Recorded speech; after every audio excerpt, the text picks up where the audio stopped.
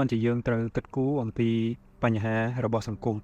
ជាធម្មតាសង្គមមួយតែងតែមានបញ្ហាមិនថាសង្គមជឿនលឿនដូចអាមេរិកឬក៏អឺរ៉ុបទេជាពិសេសបើសង្គមទន់ខ្សោយដូចកម្ពុជាវិញគឺជួបបញ្ហាច្រើនណាស់ឧទាហរណ៍ដូចជាបញ្ហាអសន្តិសុខបញ្ហាការគោរពច្បាប់បញ្ហាសិទ្ធិមនុស្សបញ្ហានយោបាយបញ្ហាដីធ្លីបញ្ហាសង្គមបែបហ្នឹងវាទាមទារឲ្យយើងមានការជឿឆ្អាលវាមិនអាចរលាយបាត់ដោយសារតែនយោបាយតែមួយមុខទេប៉ុន្តែវាទាមទារមានការចូលរួមអាស្រ័យពីពលរដ្ឋដែលជាម្ចាស់អំណាចរបស់ខ្លួនសង្គមយើងវាប្រៀបបានដូចជាផ្ទះមួយអញ្ចឹងបើកាលណាផ្ទះរបស់យើងឆេះតែយើងគួរចូលរួមជួយពន្លត់ឬក៏យើងគួរតែសង្ងំយកសុខមើលផ្ទះយើងឆេះតិចអស់ភ្លើងដែលខ្ញុំកំពុងនិយាយនេះគឺវាសំដៅលើភ្លើងអយុត្តិធម៌សង្គមភ្លើងនៃការបំផ្លិចបំផ្លាញបរិស្ថានភ្លើងអសន្តិសុខភ្លើងនៃការមិនគោរពច្បាប់បើកាលណាយើងទុកឲ្យភ្លើងឆេះកាន់តែយូរនោះផ្ទះយើងនឹងឆេះអស់ហើយទីបំផុតទៅគ្មាននរណាម្នាក់អាចមានសេចក្តីសុខទេរួមទាំងអ្នកដែលសង្ងំយកសុខនឹងផងដូច្នេះតែយើងធ្វើដូចម្តេចដើម្បីឲ្យយើងអាចពន្លត់ភ្លើងបានដើម្បីអាចពន្លត់ភ្លើងបានយើងត្រូវការទឹកកន្លែងនេះគឺចង់សំដៅទៅលើទឹកចិត្តនៃការចង់ជួយសង្គមជាតិរបស់ប្រជាជនខ្មែរកាលណាប្រជាជនយើងជឿឆ្អាលនឹងបញ្ហាយុត្តិធម៌កាន់តែខ្លាំងនោះជនខិលខូចគេលែងហ៊ានធ្វើអំពើអាក្រក់ទៀតហើយកាលណាយើងនាំគ្នានិយាយការពិតកាន់តែច្រើននោះក៏គេលែងកុហកយើងបានដែរហើយនេះទឹកចិត្តជឿឆ្អាលរបស់ប្រជាជនខ្មែរគឺសំខាន់ណាស់មិនថាទឹកចិត្តដែលមានតិចតួចស្ដួយស្ដើងយ៉ាងណាទេក៏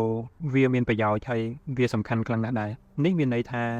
ចេះតិចជួយតាមតិចចេះច្រើនជួយតាមច្រើនដើម្បីអាចជួយជឿឆ្អាលសង្គមជាតិបានតែយើងត្រូវធ្វើអ្វីខ្លះ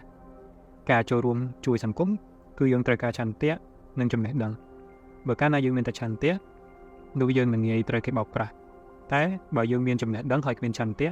នោះប្រទេសជាតិយើងនៅតែមានបញ្ហាដដែលហើយនេះដើម្បីអាចចូលរួមស្ថាបនាសង្គមបានយើងគប្បីមានគោលការណ៍3គោលការណ៍ទី1គឺសិលកន្លែងនេះបងប្អូនអាចនិយាយដល់បងប្អូនខ្លះគាត់អាចនិយាយដល់សិល5ខ្ញុំយល់ថាវាជារឿងត្រឹមត្រូវប៉ុន្តែដើម្បីឲ្យងាយយល់យើងអាចនិយាយថាជាសិលធម៌ក៏បាននេះមានន័យថាយើងត្រូវចូលរួមស្ថាបនាសង្គមដោយសិលធម៌ខ្ពស់មានសិលធម៌ខ្ពស់មានន័យថាគ្មានការជេរប្រមាថគ្មានអំពើហិង្សាគ្មានការមាក់ងាយចិត្តសាស្ត្រគ្មានការកុហកហើយនិយាយតែការពិតទេបើយើងចង់ជឿឆ្អាលសង្គមក្តីប៉ុន្តែយើងជេរប្រមាថនោះយើងនឹងសាបព្រោះក្របពូជមិនល្អបន្ថែមទៀតបើទោះបីគេប្រមាថយើងក៏ដោយក៏យើងមិនត្រូវប្រមាថគេដែរការដែលយើងមិនប្រមាថគេនឹងហើយទើបធ្វើឲ្យយើងជាមនុស្សមានតម្លៃខុសពីគេទី2គឺសមាធិកន្លែងនេះគឺចង់សំដៅលើការផ្ដោតលើអ្វីមួយឲ្យបានហ្មត់ចត់មានន័យថាយើងជឿឆ្អាលនឹងអយុត្តិធម៌សង្គមយើងត្រូវធ្វើវាជាប្រចាំដើម្បីកែប្រែវាមិនមែនធ្វើតែម្ដងឬធ្វើតែមួយថ្ងៃទេទោះបីជាគេព្យាយាមបន្លប់យើងគេទិញទឹកចិត្តយើងគំរាមកំហែងក៏ដោយក៏យើងមិនត្រូវបាត់សមាធិដែរបើកាលណាយើងបាត់បង់សមាធិនោះយើងអាចនឹងចាញ់បោកការទិញទឹកចិត្តរបស់គេការគំរាមកំហែងរបស់គេព្យាយាមប្រើប្រាស់ដៃជើងរបស់គេធ្វើរឿងប្លែកៗតាមបណ្ដាញសង្គមដើម្បីធ្វើយើងឈប់គិតគូរអំពីរឿងបញ្ហាសង្គមបញ្ហាជាតិនឹងហើយនេះជាកាលយើងត្រូវរំលឹកខ្លួនឯងថាយើងត្រូវមានសមាធិនៅក្នុងការជឿឆ្អាលអំពីបញ្ហាសង្គមជាតិហើយទី3គឺបញ្ញាសំដៅទៅលើភាពវាងវៃរបស់យើងផងសំដៅទៅលើចំណេះដឹងផងរបស់ទាំងពីរនេះវាមិនមែនកើតឡើងដោយឯងទេ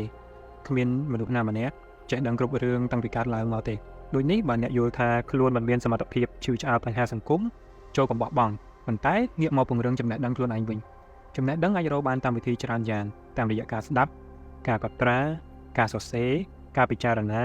ការអានការស្ដាប់ព័ត៌មានលក្ខណៈហើយនេះជារៀងរាល់ថ្ងៃមុនពេលចូលគេងយើងគួរពង្រឹងបញ្ញារបស់យើងតាមវិធីណាមួយជាទៀងទាត់ព្រោះបញ្ញារបស់យើងនឹងក្លាយទៅជាផលប្រយោជន៍របស់សង្គមជាតិ